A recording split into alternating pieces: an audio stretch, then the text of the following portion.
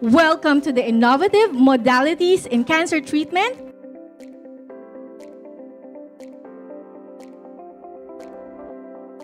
The 5.9 centimeter mass was gone. I was actually, at this point, I was surprised myself, no? Huh? How can it happen in just a span of 1.5 months? So I asked them, what did your uncle say about this mass? Their uncle said that, yeah, indeed, the tumor was gone. It's just a cavity. It's not enhancing. So, it worked. Okay. Right? Now you know. Cancer eats what? Cholesterol. Right? Simply Nature people can lower what? Cholesterol. Now you understand why you're taking the tablets? Make sense? Yeah, so more powerful than I tell you this miracle product. Just buy, eat, cure. No, we shouldn't do that, right? Because cancer is not a stationary disease. It keeps changing. So it's best that you understand what's happening. All right? Especially if we are talking about solid tumors. The number one modality of treatment is surgery. Then to prevent recurrence, then we do the other adjuvant treatments like chemotherapy, immunotherapy, or targeted therapy, and also radiotherapy. I have learned the innovative modalities that can be offered to my mom. Tapos on how to take care of ourselves also. Siguro si mom pwedeng sa powder, ako po pwedeng sa PPARS Plus naman. Yes, I will invite friends and family members na umattend sa ganitong klase ng ano. Kasi masaya ako eh. Para bang kasi masaya yung outcome, yung staff, helpful, friendly, plus yung yung panelist responsive sila sa mga tanong. Tapos very honest sila sa mga pagsagot sa mga questions. Basta nasasayahan ako. Ganun. We're always with you from start to healing.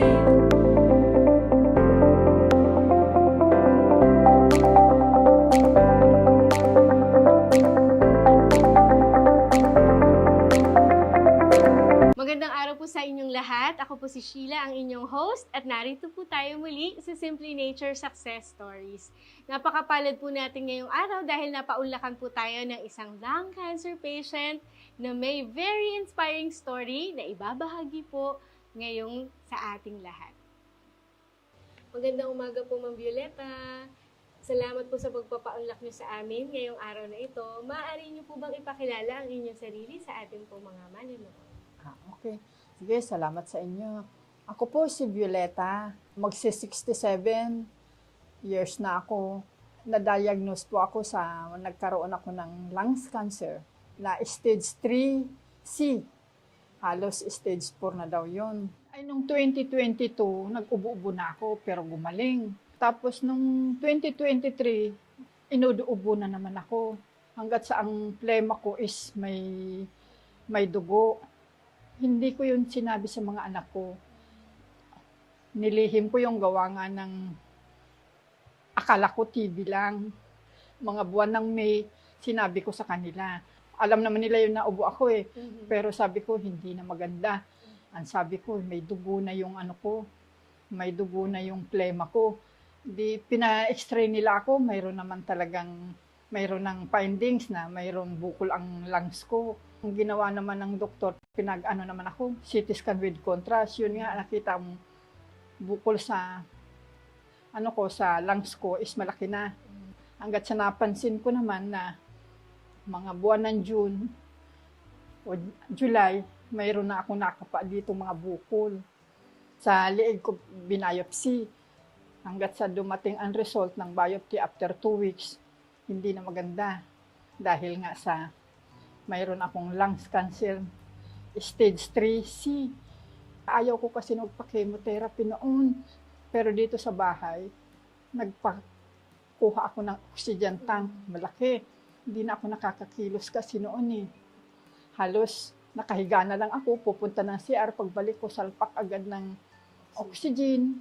Dahil sa grabe na nga. Talagang ang isip ko, kung anong gamot ang makakalunas. Kayo po ay gumamit ng Simply Nature PPARS. Ano po yung mga naramdaman yung kakaiba o pagbabago? Nung dati pa man, bago ako binayopsy, na nagsisimple nature na ako siguro mga mahigit ng 1 buwan, maganda dahil yung dugo ng plema ko nawala doon sa PPARS liquid. Nawala yung dugo. Hanggat sa ma-biopsy nga ako, mabigyan naman ako ng yung gamot ng biopsy, magaan-gaan na ang magaan-gaan na ang pakiramdam ko kasi wala naman ng dugo. Naisabay po ninyo itong Simply Nature PPARS dun sa GPT po na yung targeted therapy po na nasabi ninyo kanina. So, nagkaroon po ng magandang improvement sa loob po ng isang buwan, tama po? Mula nung mag-PPARS liquid ako, na mga nakakailang box ako, nawala yung dugo sa plema ko. Yun naman ang guminha-ginhawa ako. Hindi, ang pagdating ng result ng biopsy at naresetahan ako ng gefitinib, ang bilis lang. 4 na beses lang akong nakainom, nawala na yung ubo ko, nawala na yung plema ko. Para po sa kaalaman ng lahat, ang isa po sa maganda sa Simply Nature PPARS is kapag po ito ay naisabay sa conventional treatment, kagaya po ng chemotherapy o kaya po prescription medicine po na re-prescribe po ng mga oncologist, ay may pagkakataon na mas napapalakas po natin yung bisa or yung effectiveness po ng mga gamot na ito at mga treatment na ito, lalo na kapag kasabay po ng PPARS. So, I think ganun po yung nangyari po sa inyo. Kasi bago pa man ako na diagnose ng may lungs cancer ako, ayon doon sa biopsy, nainom na ako ng PPARS liquid saka PPARS ng tablet.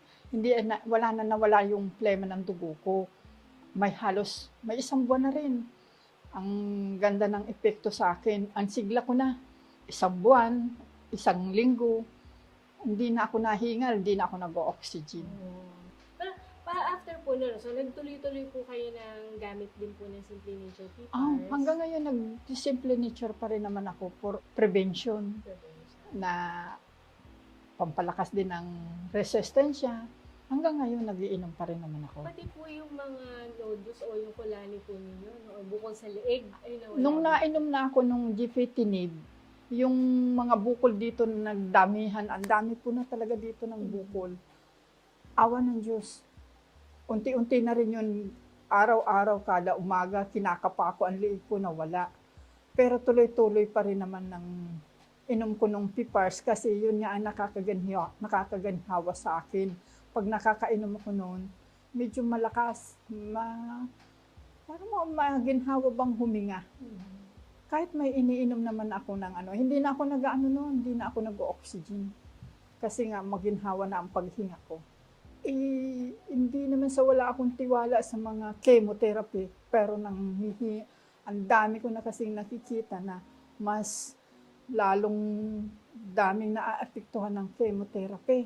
Kaya ang ayaw ko talaga ng chemo, hanggat maaari gusto ko na lang yung alternative medicine. Yun na nga, di naman din ako nagpabaya na binibilhan naman ako ng mga anak ko ng mga daming mga herbal. Pero ang naramdaman kong mabisa o maginhawa sa pakiramdam ko ang PPARS. Kaya yun ang tinuloy-tuloy ko. Basta ako mahigpit akong sinasabi ko sa kanila, ayaw ko ng opera. Ayaw ko din ng chemo. Kasi hindi ko kakayanin na yun. Mag-antay-antay tayo ng panahon kung i-effective itong kasi ang tinira ko na lang, hindi na ako nainom ng iba pang mga alternatives. Sabi ko, ito na lang, dahil ito ang nakakaginhawa sa akin, PPARS nga. Last January, nagkaroon po kayo ng CT scan. Ano po yung dumabas niyo sa CT scan niyo netong January po? Sa CT scan nitong January, ito lang 2024, is maayos na.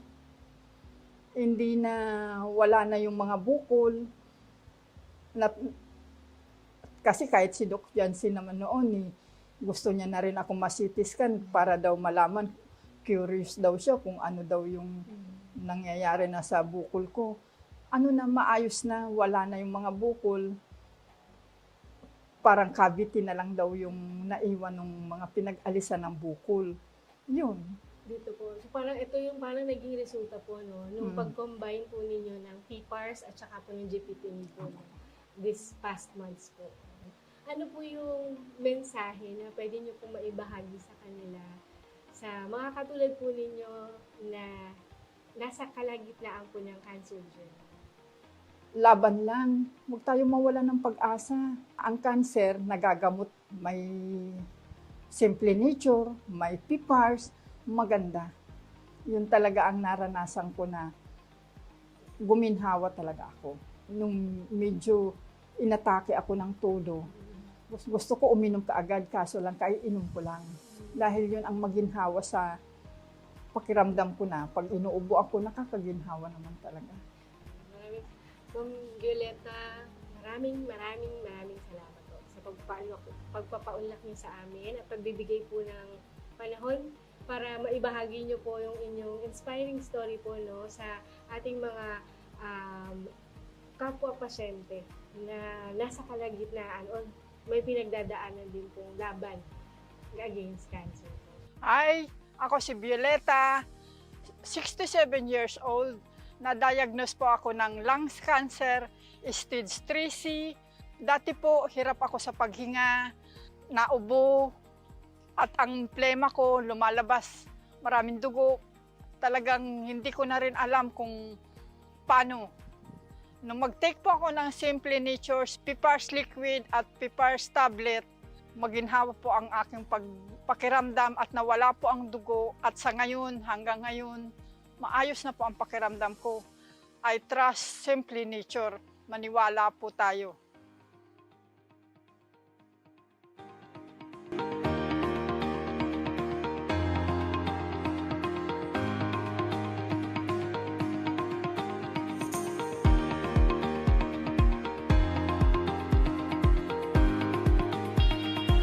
Welcome to the innovative modalities in cancer treatment.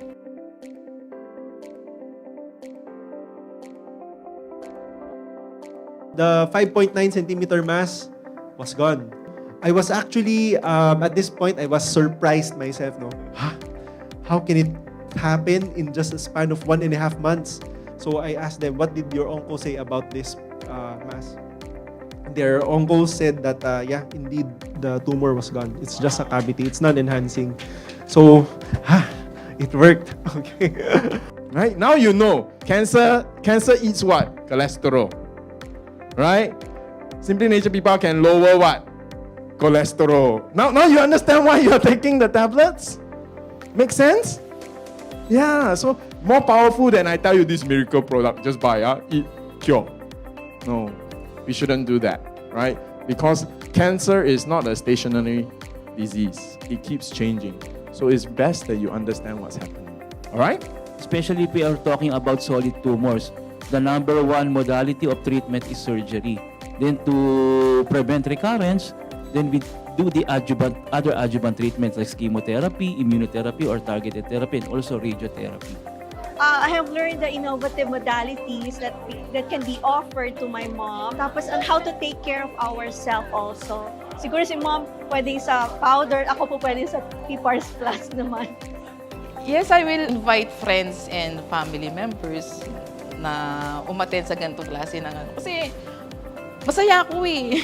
Para bang ano, kasi masaya yung outcome, yung staff, helpful, friendly, plus yung yung panelist responsive sila sa mga tanong. Tapos very honest sila sa mga pagsagot sa mga questions. Basta nasasayahan ako, ganun. We're always with you from start to healing.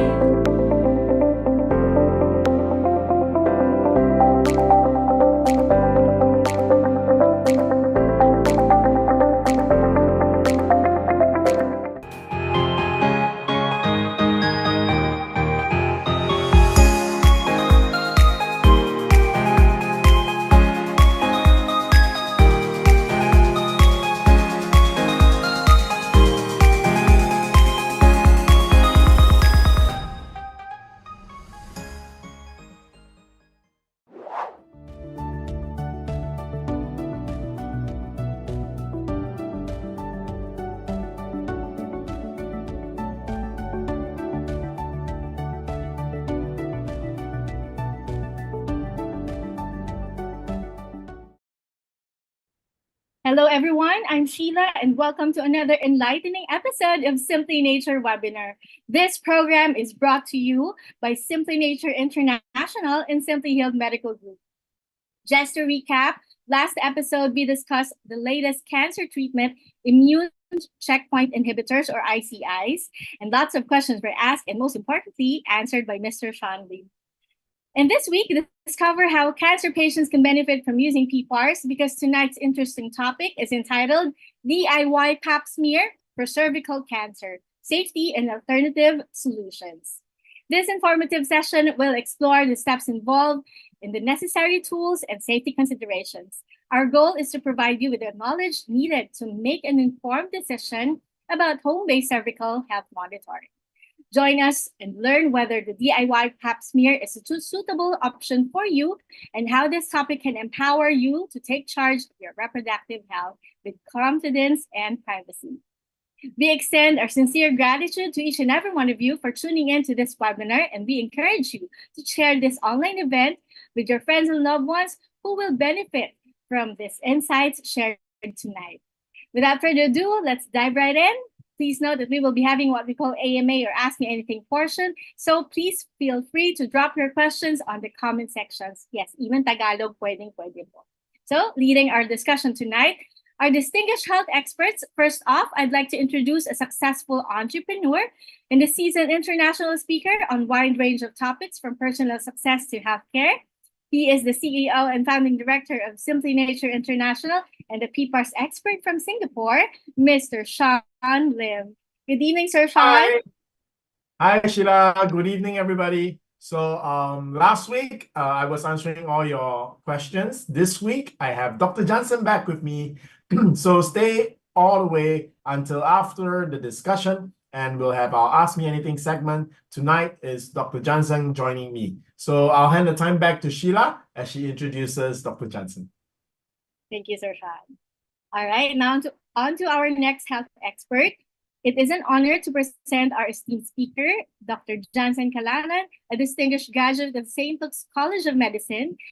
Dr. Calalan is a diplomate of International Board of Lifestyle Medicine and Philippine College of Lifestyle Medicine, currently serving as a consultant at renowned institutions including Alta Integrative Medicine and Wellness Complex, Tree of Life Wellness Center, Centro Holistico, and Simply Healed Medical Group. Dr. Calalan specializes in treatment of cancer and metabolic illnesses. Please join me and welcome Dr. Jansen Calalan. Hear from our experts. Let's all watch this. Hi everyone, welcome to another episode of Simply Healed, and once again we have Dr. Jansen Calalan with us here this evening. Hi Doc. Hello, Shyan. Hello, everyone. Happy to be here. Happy to be here. Today's topic is about cervical cancer because the last few episodes, especially during the Q&A, there have been many questions coming from the audience and they are cervical cases. So Doc, today we're going to talk about PAP smear. It's good that you're a doctor because we are both guys and we are talking about PAP smear, all right? So first of all, Doc, why is it important to detect cervical cancer? And what does it mean to have cervical cancer? How dangerous is it? What's its mortality rate? The reason why we want women to undergo regular PAP smear tests is because cervical cancer actually is one of the cancers which has a very high mortality rate. So if we take an average from early stage 1 cervical cancer up to stage 4 cervical cancer, the average mortality rate is 66%. So meaning 66 out of 100 women who get cervical cancer on average dies. Wow. Okay. And even with successful treatment, even if you have a complete hysterectomy, the recurrence rate for cervical cancer is also very high. Right? Yeah, it's also very high. It's at 22.3%. So approximately 1 out of 5 women will have recurrence. Wow. Yeah. Okay. If we are able to detect cervical cancer very early on, so how much is the survival rate? It's actually, the 5-year survival rate is actually 92%. That's a huge difference from 66% dying versus 92% surviving. Yes, day and night difference. Yes, just because you detected it early. Now, the question with the challenge with all cancer is it's very difficult to detect cancer early. In fact, most people who do detect cancer early is by a stroke of blessing that they went in for something else and they found the tumor. But for cervical cancer and for PAP smear specifically, how effective is it in catching cervical cancer early? Yeah, actually, it has a very high specificity and sensitivity rates. So you can even catch it in stage 1, stage 2? Yes, even in stage 0, we have Even in such a stage thing. 0, We wow. have such a thing as a stage 0 cervical cancer. Okay, if you ever find a stage 0 cervical cancer, it's like, praise God, you Correct. probably dodge a bullet because Correct. you can definitely treat yourself. Correct. Probably 100% Yes. cancer And success rate. also, this is one of the good news if you detect cervical cancer early on. Patients who have cervical cancer stage 0 just needs excision biopsy. Excision biopsy is just removing that area of the cervix which is which has the cancer. Oh, so it's a very minor, It's a very minor procedure. almost like burning off warts, Yeah, like that, exactly. right? Yeah. And you don't even need chemotherapy or radiation therapy for that matter. Wow. Okay, so that's how important early detection is, because you can really literally dodge a bullet. You can dodge a bullet, right? Because if you don't detect it and you do have cervical cancer, then it's almost like a greater than 50 chance death sentence. But if you do detect it early, it's almost 100% cure rate, and you dodge a bullet. Yeah. So what is PAP smear? Just for the guys who are watching, and maybe for the women who have not actually done any PAP smear in their life. Okay, so a PAP smear test. So what is the goal of a PAP smear test? It's actually to get cells from the cervix. Okay. So take a look at this image. Okay, so doctors usually how does a PAP smear procedure begins? Okay, so a patient, a woman, lies on her back in the lithotomy position. So Okay. this is what a lithotomy position is. Wow, we are learning Okay. medical terms again. Now, yeah. So I know we have another term for this kind of position, but Oh. I'm not gonna mention it. Okay. So we stay Okay. medical. Okay? Okay. So this is how a PAP smear procedure is being done. Okay. So now the woman is in this position. Okay. Now we need to open up the vagina. So the doctor inserts a speculum to open it up. Now once the doctor opens the vagina up, the doctor will now try to visualize the cervix. So the cervix is a donut-shaped object. Okay. So take a look at this image again. So this is what the cervix looks like. Oh, that's Okay. interesting. So the doctor would have to be able to visualize this part. Okay. After the doctor visualizes it, the doctor now gets a brush and swabs the area, the middle part. Okay. Oh, okay. The middle of the donut. center of the center donut. of the donut. So that is where usually cervical cancer or cervical cancer cells are. Here. So the doctor gets a sample, then the doctor now sends the sample For to the test. laboratory for testing. So we actually have a number of ways on to detect cervical cancer. So one is PAP smear and another one is HPV testing. Okay, you can actually opt to do PAP smear alone, HPV testing alone, or both. Okay. Which, between HPV testing and PAP smear, which is the one that is better at detecting the cancer? It actually it would be the HPV test. Oh, okay. That would be That would be the more accurate one. all right. However, it would be more prudent for you to undergo both. Okay. Yeah. Okay. Because sometimes, tests are imperfect. Okay. So it would be better for you to undergo both so that you can, the test results would be more accurate. The difference between a PAP smear and an HPV test. How do you do a HPV test then? HPV testing is just, running the samples in a PCR test.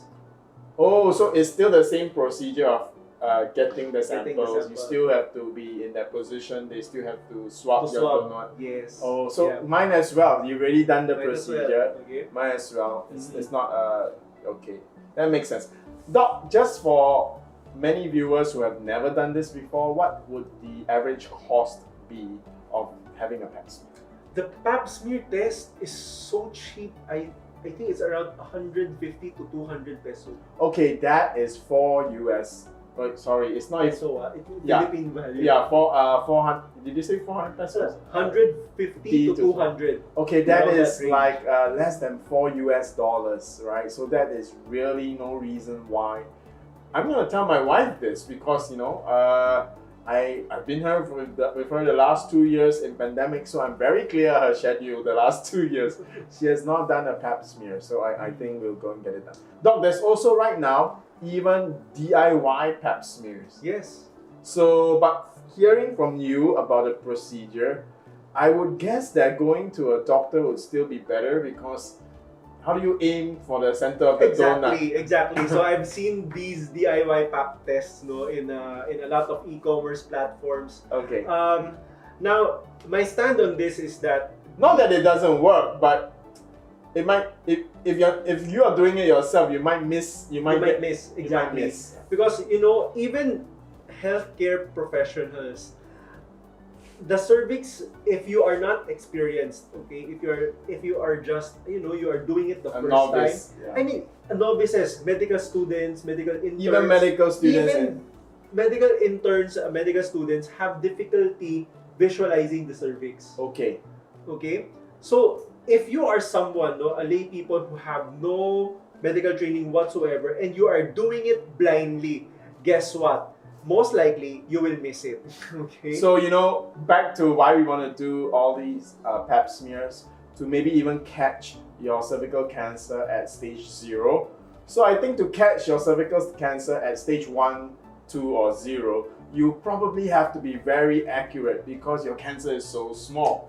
Of course, if your cancer is late stage, it's already more. It's not just a small area. So a DIY will work. would make But that sense. defeats the purpose of why you want to do a PAP Yes, smear. yes. Catch it really early. So why don't you schedule? So now we know it's good to go and schedule with a doctor to do a PAP smear.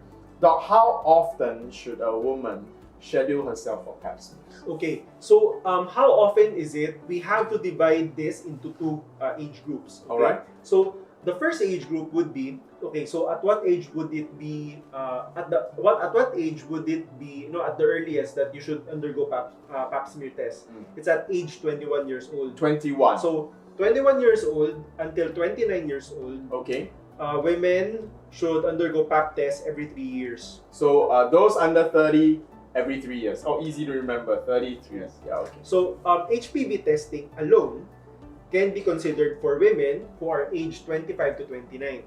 But the PAP tests are still preferred. Yes, PAP tests are still preferred. Now, for women aged 30 to 65 years, we have 3 options for testing. So number 1 is PAP test and HPV test. So co-testing every 5 years. Okay. So remember that if you go for PAP test and HPV testing, that would be every 5 years. Okay.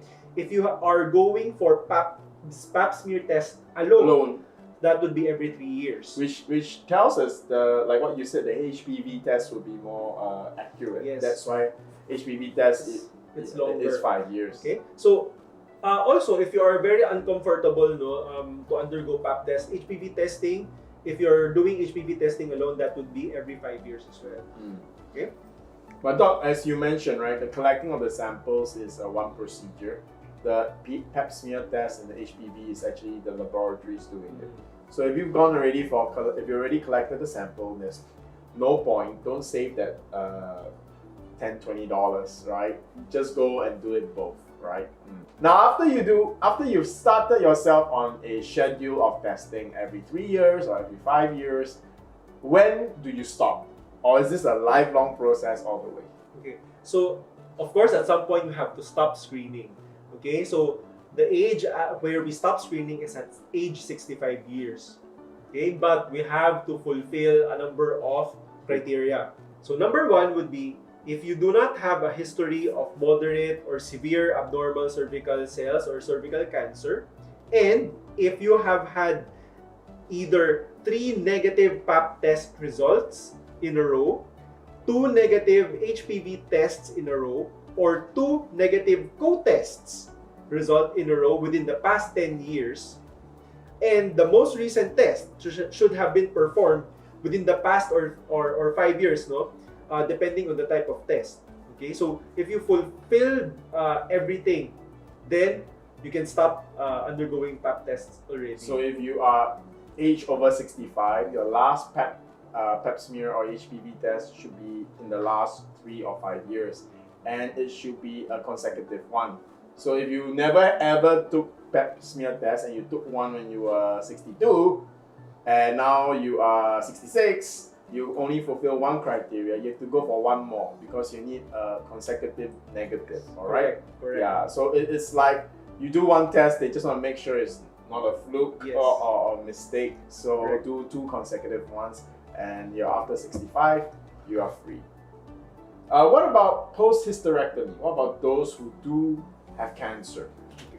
Now, for post-hysterectomy, so hysterectomy is actually the removal of the uterus. And if you are going to remove the uterus, the cervix goes along with it. Okay. Okay? So now, the question would be, I don't have a cervix Yeah, you don't have a anymore. cervix, so how do you test? Should I go? Should I still go for the PAP tests? Okay. So if you have had a history of cervical cancer or high-grade cervical cell changes, okay, you should still continue to have screening for 20 years after the time of your surgery. Otherwise, you don't have to undergo for PAP smear anymore. So how do they test if there's no more cervix? Yeah, they swab the cervical stump. Oh, you still swap what is left over. Yes. All right, okay, so there you go. Now, just to clear all the doubts and loose ends, 3 last questions. Why do we not test for cervical cancer before age 21? Why do we not test it annually, like every year? And is cervical cancer screening even required if I'm not having sex? For example, some ladies who have abstained from sex, either by age or by choice. Yeah. So to answer the first question, why don't we test for cervical cancer before age 21? It's because cervical cancer cells at this age group, no, prior to 21 years, is very rare. And even if the women in this age group develop cervical, get cervical cancer cells, these cervical cancer cells, the immune system can fight off, and they turn normal anyway. Okay. So at this age group, you don't have to worry. Again, how does the body fight the cervical cancer off? Integrity of the immune system. Number 2, okay, inflammation. Okay, because HPV, when you get infected with HPV, for those who are sexually active, the body can still, fight off the inflammation and prevent the cervical cancer cells from developing. Okay, so at this age group, no need for so it's for good testing. to be young. It's good to be young. However, once you step on age 21 years, then you have to begin testing already. Now, the second question, why not yearly? Why not yearly? It's because cervical cancer will not happen at least within the next 3 years. Also, is the rate of growth of the cancer. Yes, it's the rate of growth of the cancer. Now, this is across age groups, from 21 to 65 years. Okay? So, and even if you do test annually, right, there will be false positive results that lead to a lot of tests, a lot of unnecessary tests. So that would bring up costs, that would bring you worries, stress you unneeded at that. Okay, so no need for annual PAP testing. Okay. Doc, since we are on this topic, I think it'll be interesting for us to do another talk on simply the topic of the doubling time of cancer. Yeah, that would be wonderful. That would be interesting, right? Interesting. Like, why do your cancer cells suddenly from 4 centimeters become 8 centimeters, but for the last 6 years, it was so small that it was not detected? I think that would be interesting for many people, especially cancer patients. And last question before we end, and I can see there are already questions coming in from our audience, and some of them are related not only to cervical cancer. Okay, the last one is, why is cervical cancer screening recommended even if I'm not having sex? Okay, so to answer this, we have to understand how you get HPV and what are the factors that can increase your cervical cells' risk of becoming cancerous. Hmm. Okay, so number one, how do you get HPV virus in the first place? It's through sexual intercourse. Hmm. However, if you are not engaging in penetrative sex, then orally it can also be transferred. Oh, okay. Contact, it can also be transferred through contact. Although it's extremely rare, however, it can still happen. It can still happen. Okay. Now, of course, for the other risk factors, what are the lifestyle behaviors that can increase cervical cancer? What are the lifestyle behaviors that can increase the risk of cervical cancer infected with HPV Hmm. to become cervical cancer cells? Okay. Okay. So that would be your smoking and being infected with HIV. Where your immune system is compromised. Yes. That is when your immune system is compromised already. So smoking is usually associated with lung cancer and actually basically sets up your body in a negative state with inflammation and all that. But specifically, it actually raises your risk of developing cervical cancer from your HPV infection. So another reason for us not to smoke. Doc, again, one last question, which I almost forgot to add, which is so obvious also. You always talked about getting vaccinated for cervical cancer. So there is HPV vaccination. If you are vaccinated, do you still need to go for all these testing? My stand on this is yes. Okay, so why is it so? Because getting vaccinated with the HPV vaccine, okay, you only get immune against the strains That are contained in the Okay. HPV vaccine. The good news here is the manufacturers, the scientists, the researchers that create the HPV vaccine, the strains that they put in there are the most common HPV strains that causes cervical cancer. So if you receive HPV vaccine, okay, at least 90% or at least 95% you would already be immune against cervical cancer. However, the remaining percentage, okay, you can still get it from other HPV strains, rarer HPV strains, or if the HPV virus mutates, then in the chances that you are not immune against that mutated strain or that other strain, then you can still develop cervical cancer. So it would still be better to do screening. I mean, it's just like if you got COVID vaccine, doesn't mean that when you're having a flu or whatever, you don't test yourself for COVID, right? Yes. Because there's still a chance that you might have actually caught it. And again, the reason is if you catch your cervical cancer in the early stages, it's just like an inconvenience because you can actually just treat it and it will go away. You literally dodge a bullet, save your life. So there's no reason not to. Yes. In short, Doc, having a yearly annual medical checkup is a good habit. Yes. Because correct. on every 5 years, you include the PAP smear in your medical checkup. But it's like a regular thing. You don't feel it's a hassle. You don't forget. So doing an annual checkup is a good idea. Yeah, it is. However, please don't get the wrong idea, okay? Having an annual checkup is, we may think it, proactive because we are doing annual checkups. However, that is not active enough. Okay, that is not proactive enough. Wow, I'm glad you say this because I think some people will say, "Oh, my annual medical checkup is clear. I can continue with my life as it is." That's what I mean. Oh, that's what you mean. That's what I mean, okay? Because if you are just undergoing the annual checkups, the annual screening, then you are just looking.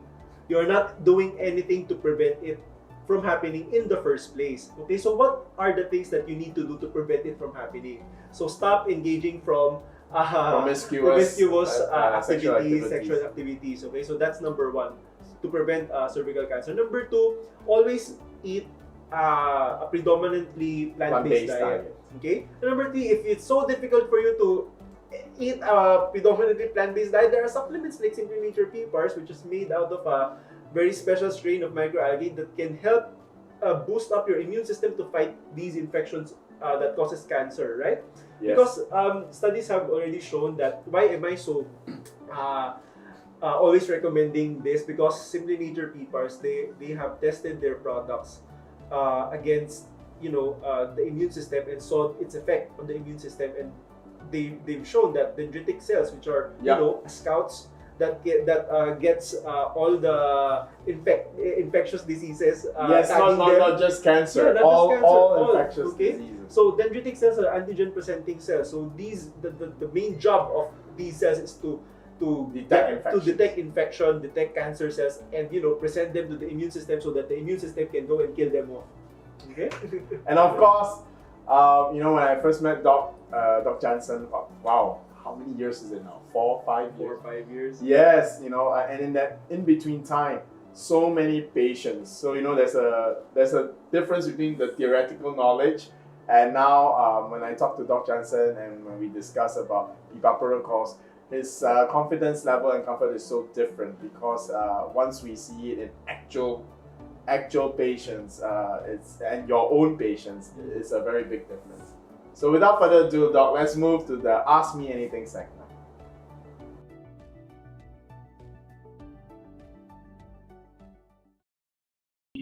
I'm so sure that you have learned so much from that discussion, and we are now in the what we call AMA or Ask Me Anything portion. So let's not keep you waiting.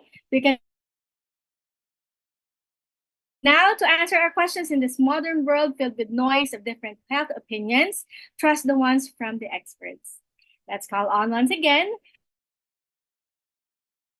the medical consultant, PPARS partner also for Jansen Tancalalan. Doc Jansen, welcome back. Hi, Doc. Hi, hello Sheila, hello Shen, hello everyone. Happy to be here again.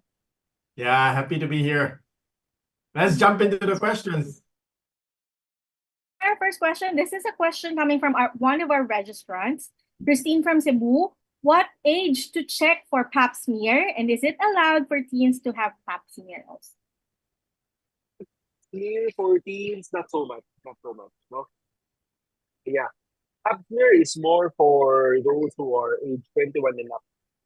No? But as soon as you had your first sexual encounter already, then you have to do pap smear test already regularly. But for teens, say for example, teenager had the first sexual encounter, no? We can still wait until 21 years old before we testing for for pap smear. Okay, so 21 years old. 21 onwards. Okay, thank you, Doc. Okay, another question coming from Miss Cecilia from Tagbilaran. What are the other diseases that can PAP smear detect? This is a good question. Good question. Yeah, very interesting. Yes. So aside from cervical cancer, of course, you have your cervicitis.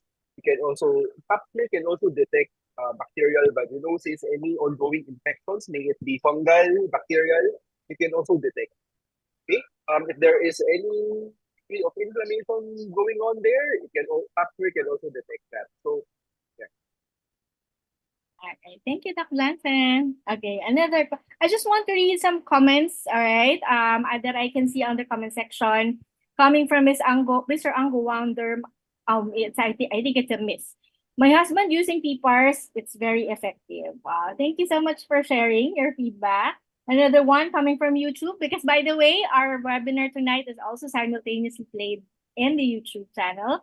And Emerald Penny, our favorite PPARS Plus, Jhen lumakas husband ko. It is what he used to be strong with lymphoma, no treatment yet. Wow, thank you. Thank you so much for your amazing feedbacks. Okay, another question coming from Miss Dara from Davao. In menopausal stage already. What medicine to intake because I have always severe migraine? Is migraine a possible symptom of menopausal stage, Dr. Jansen? Yes, it can be. Migraine is a condition, and it's also a symptom of something else. Migraines can come from different sources, okay? Because, say for example, just by with food, no? Certain food can trigger migraine. It can trigger migraine attack. Hormonal imbalances. Some women during their period, they do get migraine. Okay. However, the commonality of migraines is inflammation. Okay. So if you do get frequent migraines, make sure that you go on an anti-inflammatory diet. So that means it's a plant-based diet, no different names, but still the same. Okay?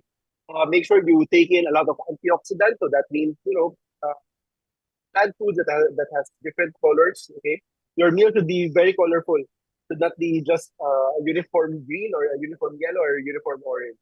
There has to be some yellow, some green, some purple ones, some reds, no, to your meal. So aside from that, of course, there are also triggers. The most notorious one is dairy. Dairy products can actually trigger migraine. It can also make certain allergic reactions a bit more pronounced. Okay, when it flares up, it's more severe. Okay? So that's dairy. Aside from that, hormonal imbalances. Uh, for example, so, okay, some women who take pills, they do get migraine. Okay, because pills are hormones. No? These are hormonal treatments. So those are some reasons. And of course, when it comes to lifestyle, if you lack sleep, then that can also be one trigger. Okay, which is quite a very common one nowadays. Thank you. How about Sir Fan? Would you like to add anything? Perhaps what is the best PPARS for this one?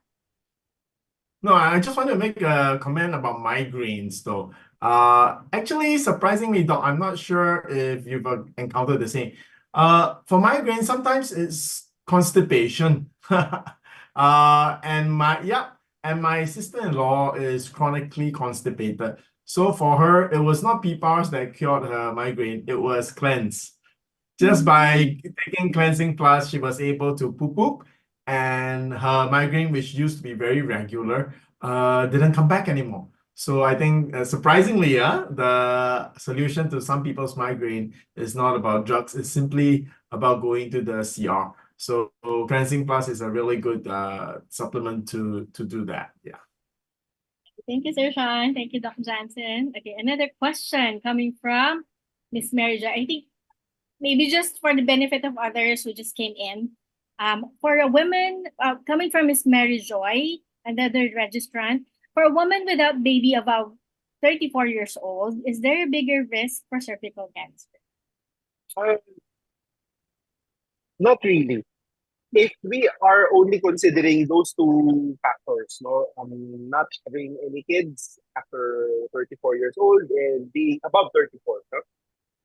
With those two, not really. But if you are someone who is, who has multiple sexual partners, then your partner also has multiple sexual partners, then there's a big chance that you can acquire HPV and you can develop cervical cancer later on. Okay. However, don't get me wrong, no, because even though some people who are promiscuous, they still don't get cervical cancer later on. So this is based on risk, no, or chance.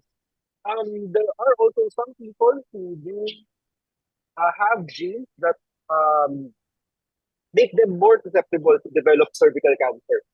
So there is this nuances when it comes to genetics. Okay, so be careful when interpreting uh, the things that you read on the internet. Okay, but however, no, just to simplify things, um, being having no kids and being above 34 or being above a certain age doesn't increase your risk for developing cervical cancer. Okay. Thank you, Doc. Okay. Another question. Just before we go to the next question, I just want, of course, to greet our viewers for tonight. First off, Miss Amelia Rivera, thank you for watching. Ango Wandor, Joy Cabrera, thank you. Emmy Mabutas, Noemi Veras, our avid viewer. Lali Moreno, Dennis Morales, also Mary Aquino, Pia. This is a new viewer, Pia Kian Shiksha Melhen, thank you for watching. Zoe Villapas, another avid viewer, Miss Susan Osorno, thank you once again for watching. Okay, now on to our next question coming from Miss Yvonne. Okay, Yvonne from Pasig, things to do to avoid cervical cancers. Be loyal. Pretty straightforward. I think that's the most effective one. Yeah, I think that's the most effective one. Be careful of whom you have sexual intercourse with. Yeah. I think this should put enough fear in you to not, do it with, different people. Just right. So you have to have some standards among people. So, Yeah, I be think loyal. yeah. So I think nowadays, with this how shall we say, especially in the next generation about the liberalization. So I think this is not a comment about being liberal or not. This is just a comment about simple science. The more different partners that you have, the higher your chances that you may catch not only cervical cancer but other STIs, right? Sexually transmitted illnesses. And if your partner is the person that you engage and encounter with is also very liberal, then you multiply the risk many, many times, right?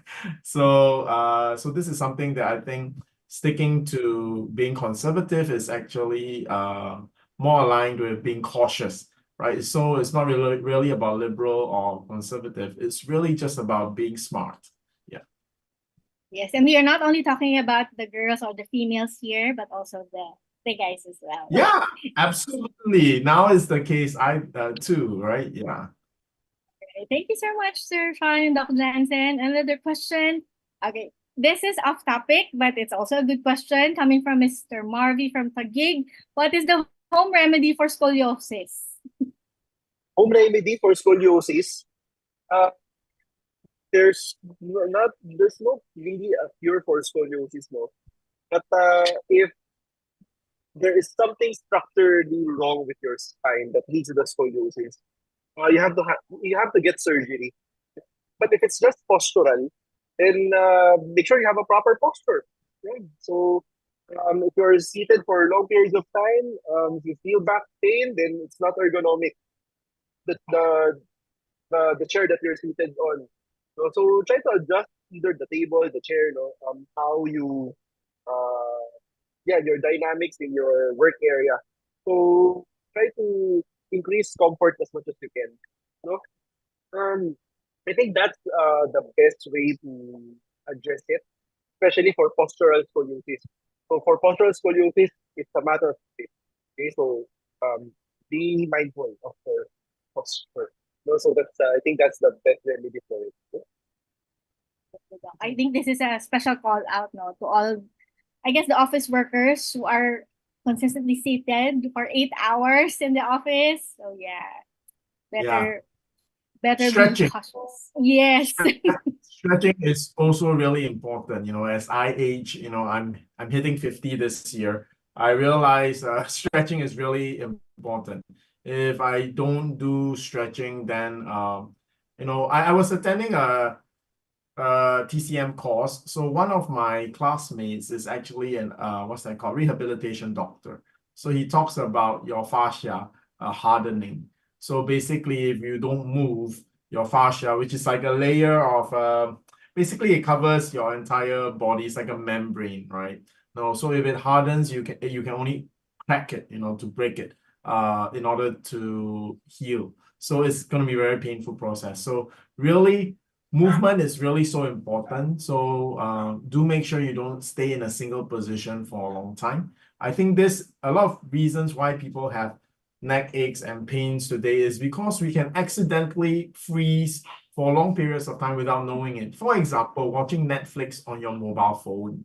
You will probably not move a single inch for 10, 15 minutes as you watch your phone because you just don't realize your neck is in that position and you're not moving, right? And if you keep doing things like that, you will end up having muscle issues. So be careful, right? So whether you're watching on your iPad or watching TV, sometimes watching Queen of Tears too much, you're so engrossed in that plot that you forgot to move.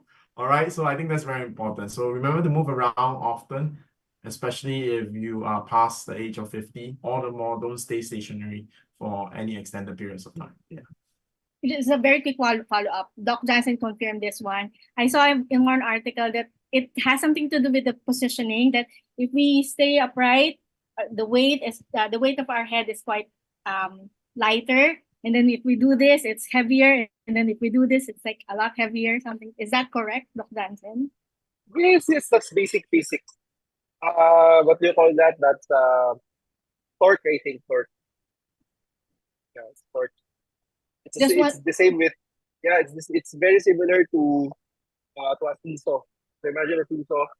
It's more difficult to make the other side rise if you are seated closer to the center. There you go. And that's why in Simply Nature office, we have different lengths and different heights of tables for everyone to move around during work hours. All right. Thank you. Thank you, sir. Thank you, Dr. Jansen. Another question, interesting one, coming from Linda from Caloocan. Is there any possible way my myoma might get back since it was cured through natural medicine since 2013?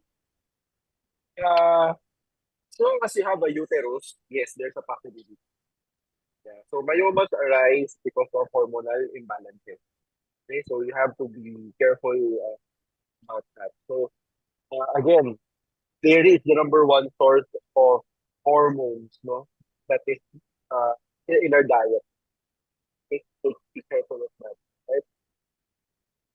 Yeah, I Doctor- wanted to add. Yeah, Yes, I want go to ahead. add something to this point. This question is it's along the lines of any other questions that we have, like will my cancer come back?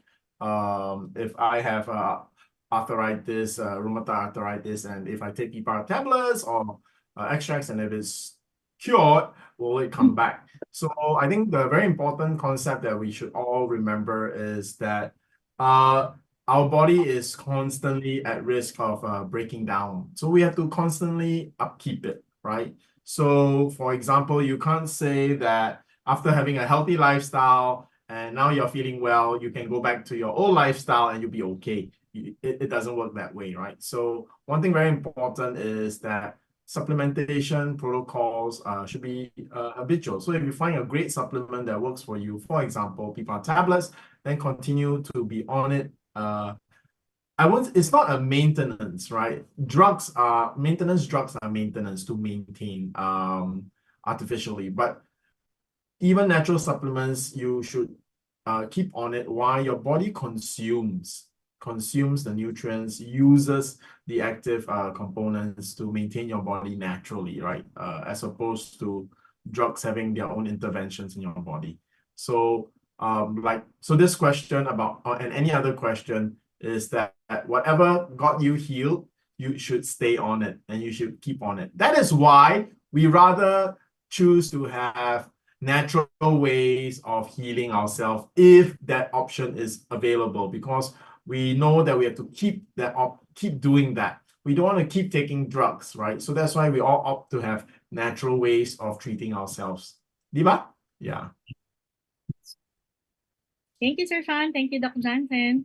Another question coming from Ms. P. Pineda. Are those without sexual encounter more prone to cervical cancer? No, The reverse. it's the reverse. Okay, so you should understand, no, again, cervical cancer, the most common etiological source, no, for etiology is HPV. It's a virus, human papilloma virus. Can be transmitted through sexual encounter, sexual contact. No, not just penetration, just by skin to skin contact, you can acquire it. Okay? Yeah. So if you are still a virgin, then there's no chance for you to get cervical cancer unless you engage in sexual activities that is non-penetrating. Do you get what I mean? So very low risk of getting cervical cancer if you are not sexually active. Yep, there you go. All right. Thanks for answering that question. Another question coming from Ms. Jhen Chang Ang. Is jaundice reversible by taking just the PPARS tablets? Okay, I'll discuss first what jaundice is and Yes, how it comes about. Okay, jaundice is the yellowing of the skin. Why does the yellow? Why does the yellow? Why does the skin yellow? Okay, so what is this yellow substance? This yellow substance is bilirubin. It's a derivative of bilirubin. And where does bilirubin come from? It comes from hemoglobin. It's a byproduct of your blood, or byproduct of hemoglobin, of hemoglobin degradation. So, now, Doc, we can't hear you, Doc. You're breaking up. Sheila, is Doc breaking up? Let me A little bit, relocate. yes. One more time, one more time. Doc, you're breaking up. Again. Yeah, I think the headset or the earphone. But no worries. No. Okay.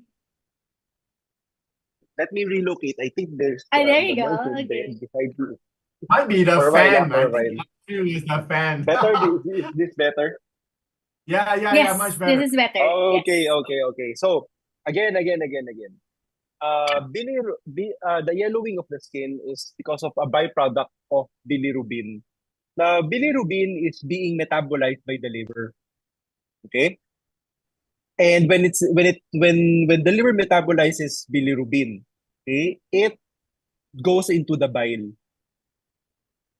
Okay? So, I'll repeat. It comes from hemoglobin, the blood. Okay? It goes into the liver to be metabolized. Okay?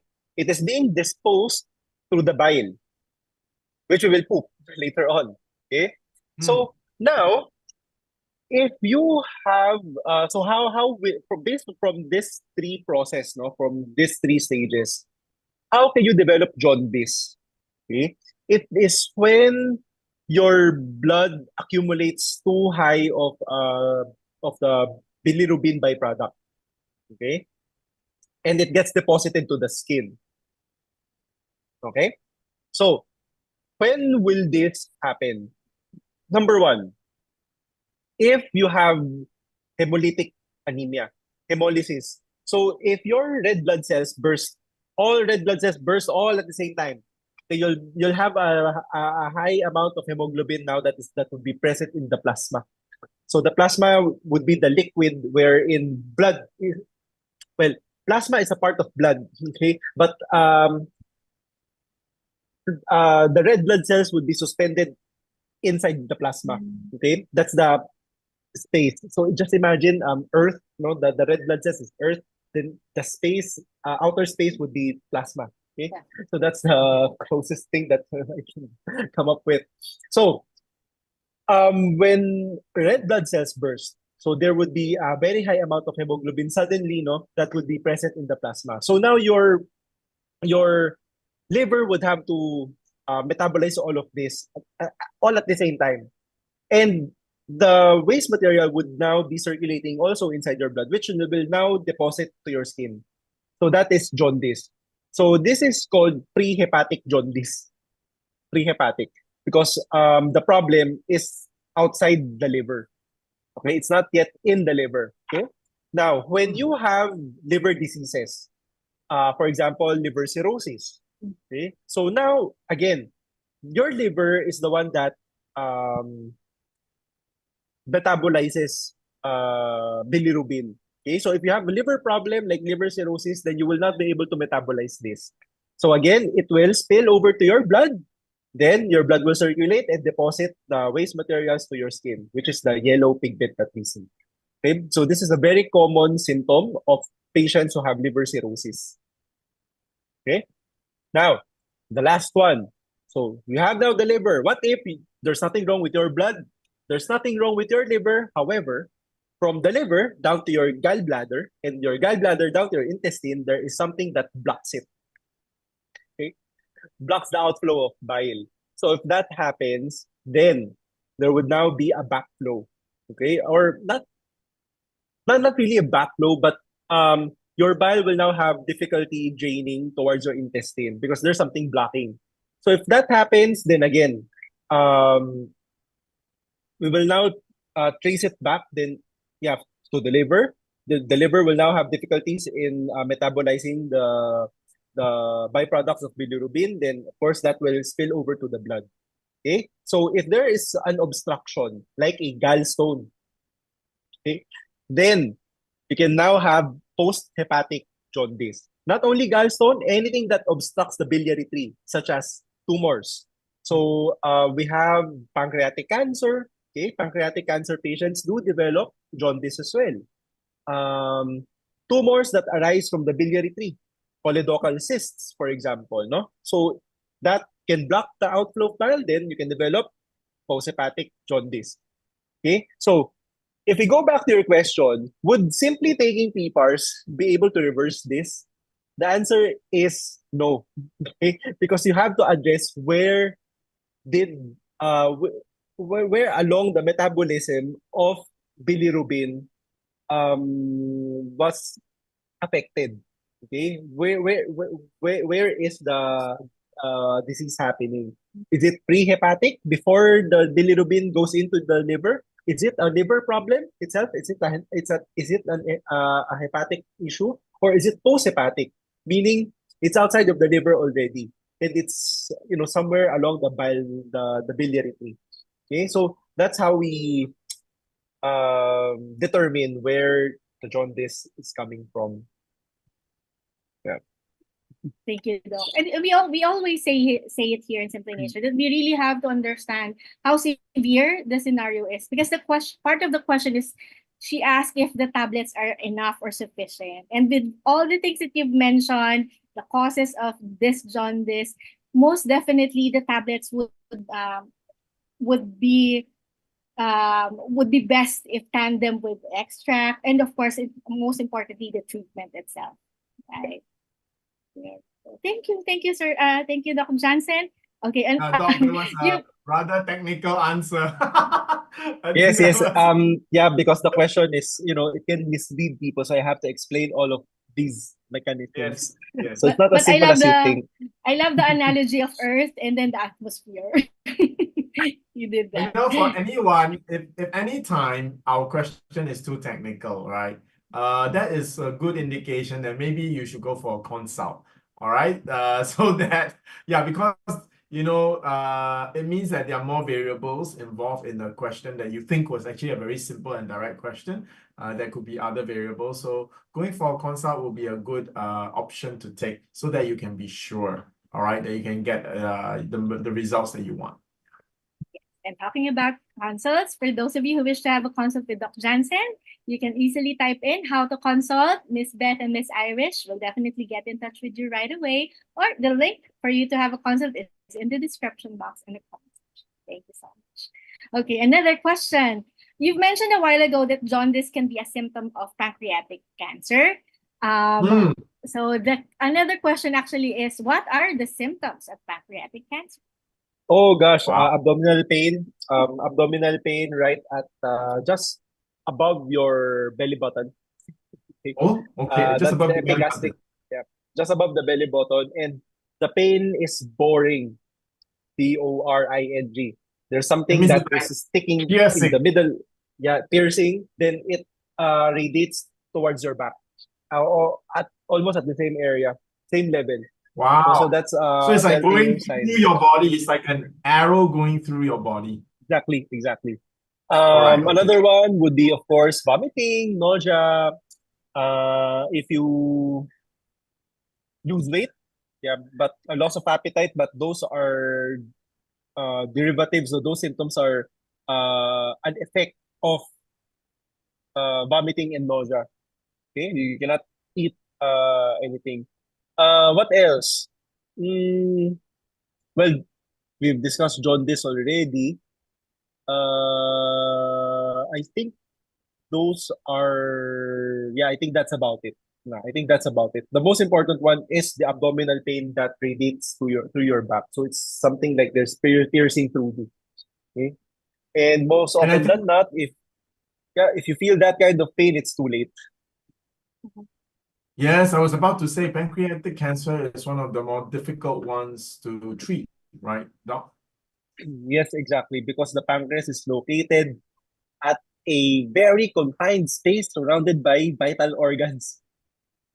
That's why it's very difficult to treat. So, Doc, is there any early detection? I mean, is there anything like prostate cancer at age 50, you go for your prostate exam?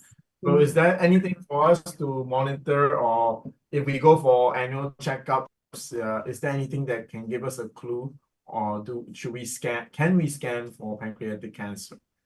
Uh, there's none that I know of. I So think the basically, best, uh, yeah. wait, I try to rack my brains for one.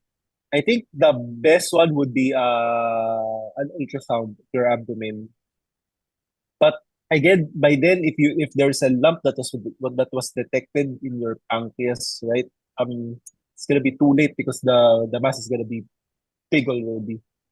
So in that Bl- case, is there any like common causes for pancreatic cancer that we should avoid, since it's so difficult to detect, and if it's detected, it's almost too late at the same time. It really sounds like something you would want to avoid even developing. yeah.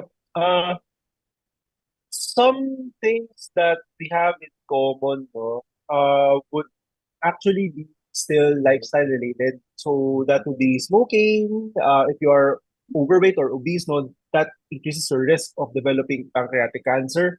If you consume lots of red meat and processed meat, that's also one. Alcohol is another one, no. And chemical exposure. Chemicals like this is gonna sound too technical, but chemicals that you can find in the semiconductor industry, pesticides, dry cleaning products, these things can increase your risk for developing pancreatic cancer. These are the factors that you have to be that you have to watch out for. The most important one would be uh age and alcohol drinking and smoking as well. So those are the ones that you have to really watch out for. Well, age, you can't really do anything about it. You can slow aging though, but you cannot reverse aging. Slow aging, then yeah, you can. But I think slowing slowing aging would come from if you address all the lifestyle factors. If you try to live as healthy as possible. Yeah, so that's the only time you take the proper supplements. Yeah, those are the ones that's important. So again, drinking and smoking, we have very good reasons why not to indulge in those lifestyles. Yeah. Yeah, thank you, Sir Sean. Your question, your follow-up questions was very valid because sometimes, because Doc Jansen mentioned that if you already feel the pain and it's already too late. And I just want to say, for those of you who have the opportunity to get this APE or annual physical exam, just for you to prevent this, take advantage of those. Because a lot of our clients, I presume, some of them are so scared to go for their APEs each year because Oh yeah, that's true. they might catch anything. It's actually on the contrary, you have to take advantage. Right? Yeah. So if you do have the opportunity to go for testing, like for example, a free testing, go, right? Yeah, go. Because cancer, Dr. Jansen always mentioned this, if cancer is detected early, it is almost always very treatable. Right. Thank you, Sir Sean. Thank you, Dr. Jansen. Another question thrown to us privately, so I will not read the name of the person who asked. Question is, can I transmit cervical cancer to my husband? So the husband is loyal, okay. The wife might not be or something. Yeah. Or but let's give them the basically the benefit of the question doubt, guys. What if it's truly innocent? The wife has cervical cancer, and she's really wondering if her husband can acquire one. I can acquire the infection. If the virus is still present, yeah, in the cervix, no, and by mistake, you had sexual intercourse. Now the husband will be carrying the virus. There's a risk that the husband can develop penile cancer, cancer of the penis. okay. So Yes. it's the same virus, it doesn't manifest as a cervical cancer because Yeah. for men it manifests as a Penile cancer. Penile Wow. cancer, yes, Okay. because men don't have cervix. Yes, yes, Don't have right. cervix. But so yet the virus it's- does still have its negative risk. Oh wow, okay. So yeah. men who are promiscuous should also get vaccinated for HPV. Correct. All Correct. right, Correct. Correct. you go. So if you are listening and you are a player, I won't comment on that on your player status, but go and get vaccinated, right? Yeah. Yes. I actually vaccinated myself and my two brothers, my two siblings, Oh, that's with HPV virus. Yes. nice. I Yes. just Oh, remember Johnson is this. not a player. It's just that he's very Cautious. Yeah, I'm he's very cautious. I just remember there's an update now with the divorce bill here in the Philippines, but let's not talk about that one.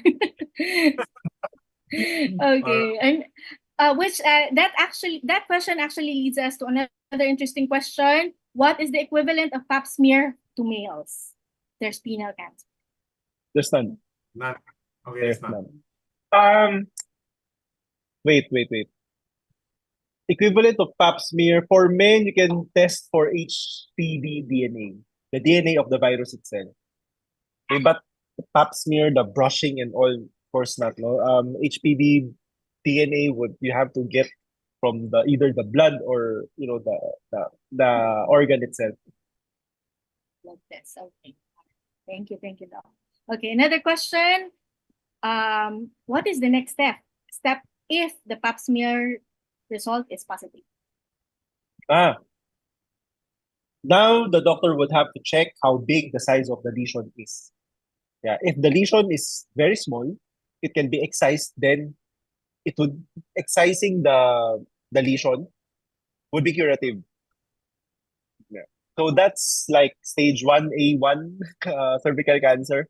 So as simple as that, it's then you're good to go. You don't even have to undergo radiation therapy or any chemotherapy. Simply excising, you're good. You're good. Yeah. That's basically how it is, no? Thank you, Dr. Nansen. Okay, another question coming from Miss Christina from Davao. For the benefit of those who just came in, how many times is it applicable to have a PAP smear in just 1 year? In just 1 year? No, it's every 3 years. Come on, don't punish yourself. Punish yourself. All right, I like that. So it's 3 years. All right. Yeah. Okay, I think this is because the question is really innocent, okay? But although I am male, I have had fair share of observing how pap smears are done. It's very uncomfortable for women, really uncomfortable. Some women even bleed right after the procedure. Okay, so don't do it every year. Don't do it every 6 months. Don't do it every 3 months. Come on, please, please. Once every 3 years is enough.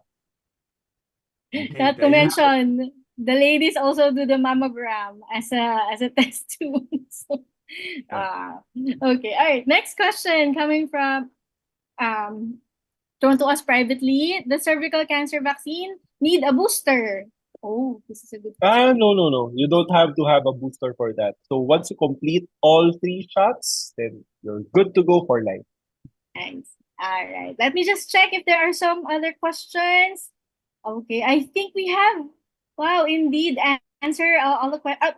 Just one more, and I like this question because the question is, where can we buy the PPARS? How can we buy, and what are the payment means? I will answer that later on. Okay, but for now, okay.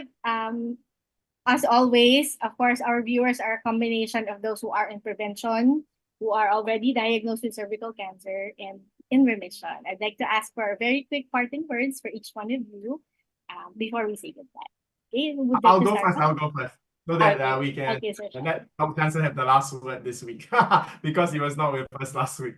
Okay, I think tonight's topic is a more focused topic. It's actually one that's very focused, and it's not one that is in super demand in a sense. But yet we wanted to do a topic like this once in a while because we want to provide all our viewers with a wide range of awareness.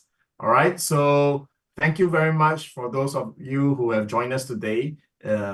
And we also enjoyed answering these questions, although both Dr. Jansen and I are male, and this question is very female oriented. So again, we'll be back next week with another hot topic. As a interesting note, I'm actually flying to Mindanao tomorrow. Right, I'll be meeting with a group of oncologists in Mindanao. We'll be doing a talk to them and sharing with them how PPARS can help those they are treating. So again, we look forward to your support, and we hope that in the coming days, more and more doctors will be able to work with us. So if you have an oncologist that you would like to recommend to our team so that we can reach out to them and share how our PPAR protocols can assist cancer patients, especially those undergoing chemotherapy, please just drop a note. All right. So I'll see you guys next week. I'll go for early night because tomorrow my flight is 6 a.m. So I have to be at the airport at 4. All right. So thank you for joining us and see you next week. Doc? Sir Shyan, please wait. Yeah. Dr. Jansen, just before you go and say the parting words, can we answer one more question thrown to us privately? Oh. Very, very quick. Okay. All right. Okay. Question is coming from Miss Jerry George from Quezon City. What is the starting dose of PPARS for ovarian cancer stage 4A and for how long? Very, very. Oh, Jansen. I think Shan and I will agree that it should be PPARS liquid. Yeah. 1 vial a day. Okay, but you have to combine it with the tablets. Yes. Yeah. Absolutely. How long should you be on it?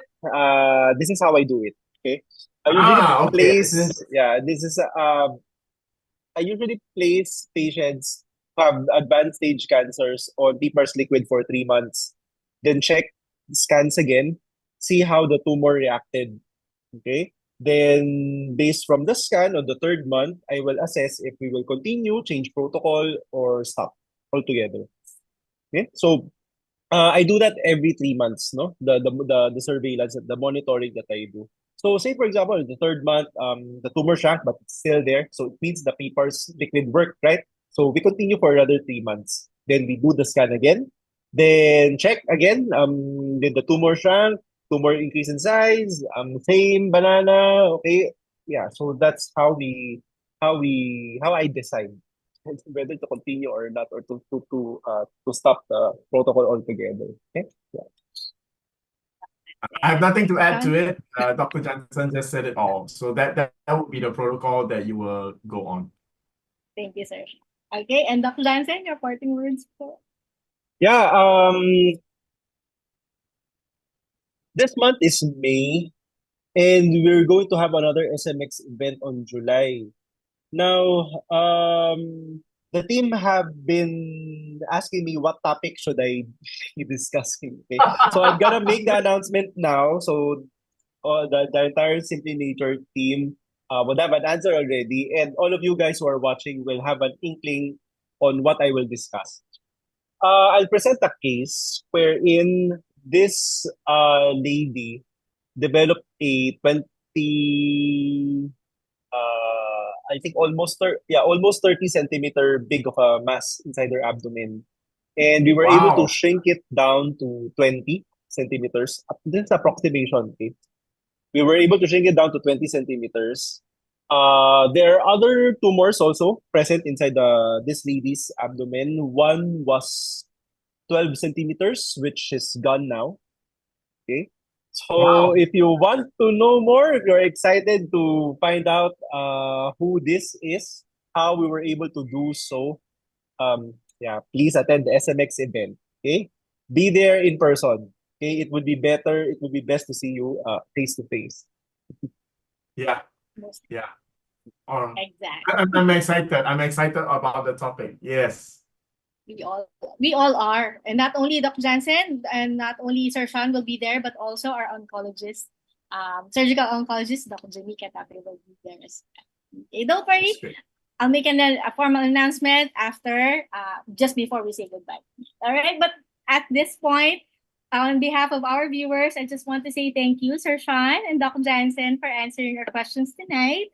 And we are very excited for your trip tomorrow, Sir Shyan, in Mindanao. Yeah. to talk to a lot more doctors about PPARS. There you go. So we hope to see you again next week to answer more questions. Okay. Thank you so much, Doc Jansen and Sir Shyan. Good night to both of you. Thank you so much. All right. Okay, now at this point, I'd like to invite everybody for tomorrow, actually. For those of you who wish to explain or to make your doctors understand how PPARS works and what are the benefits of PPARS, tomorrow we will be, the Simply Nature actually is having what we call a doctor's forum. That's May 24, Friday at 7:30. Please get in touch with us because this is not happening via Facebook Live, okay? It's happening via Zoom together with the other teams who are handling the doctors, I must say. So the title of the Doctors Forum tomorrow is Advancing Medical Nutrition and Oncology, Strategic Targeting of PPARS for Improved Treatments. It's a very, very interesting topic that they will be discussing tomorrow, okay? And of course, for next week, this coming Thursday, another Thursday, that is May 30, okay, at 7:30. The next topic is entitled Declared Cancer-Free, What's Next? So this is best for those who are already in remission and of course, those who are still ongoing treatment and who are also looking beyond the treatment. There you go. This is the perfect topic for you. Please share this online event to your fellow patients in your hospital. Okay. Now, I'd also like to invite everybody once again for the July 27. All right, let me just get that one. Okay, once again, we are calling all the cancer patients, survivors, and advocates. Let us all welcome or come together to explore the latest advancement in cancer treatment and engage in the multidisciplinary experts dedicated to enhancing your well-being. Happening this July 27 at SMX SM Aura at 8 a.m. Our panel of experts is composed of a PPARS expert, lifestyle medicine doctor, integrative doctor, and a surgical oncologist. You must take advantage of the face-to-face AMA portion where you can ask our doctors live during the event. So please watch out for our further announcement. But at this early on, you can actually buy your tickets. Please get in touch with us. Just message us. I want to attend the SMX event this coming July. Okay, we'll give you all the details about this upcoming event. Okay, all right. Now, I just want to say thank you once again for those of you who joined us in this webinar and your victories over cancer, diabetes, hypertension, and your other illnesses. It's what keeps us going here in Simply Nature. Because here in Simply Nature, we are always with you from start to healing. Thank you, everybody. Good night, and God bless you all. Welcome to the innovative modalities in cancer treatment.